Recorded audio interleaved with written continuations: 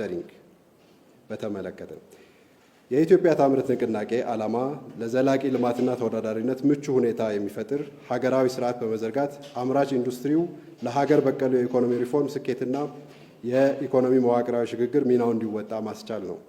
ሀገራዊ ንቅናቄው ወደ ትግበራ በተሸጋገረ ማግስት ከፖሊሲና የሕግ ማዕቀፍ ማሻሻያ፣ ቅንጅታዊ አሰራርን ከማጠናከር እንዲሁም በሀገር ውስጥ ተኪ ምርቶችን ከማሳደግ አንጻር አበረታች ውጤቶችን አምጥቷል።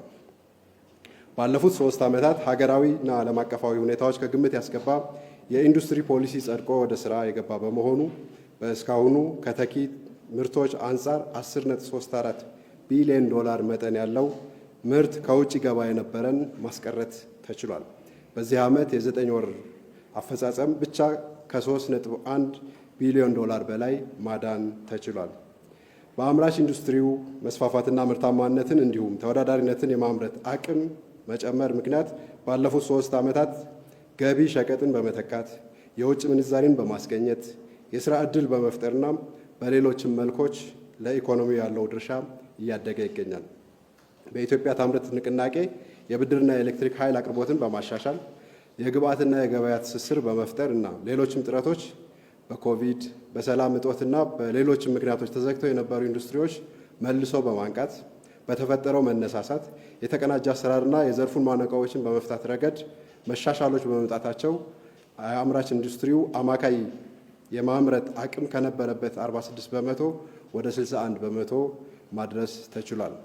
ይህ ከፍተኛ ስኬት ኢንዱስትሪው የተሰጠውን ትኩረትና የመጣውን ውጤት የሚያሳይ ነው።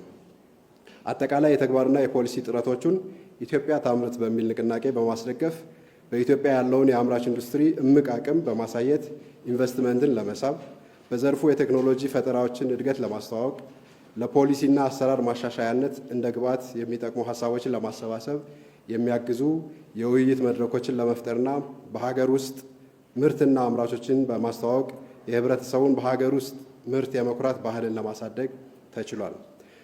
መድረኩ አምራች ኢንዱስትሪው ያለውን እምቅ አቅም የታየበት፣ የዘርፉ ችግሮች በቅንጅት የመፍታት ጥረቶች የተቀናጁበት፣ ምርቶች የተዋወቁበትና በተመጣጣኝ ዋጋ የቀረቡበት፣ ሸማቹ በሀገር ውስጥ ምርት ያለውን አመኔታ የሚያሳድግባቸው የገበያ ትስስር አውድ ነበር።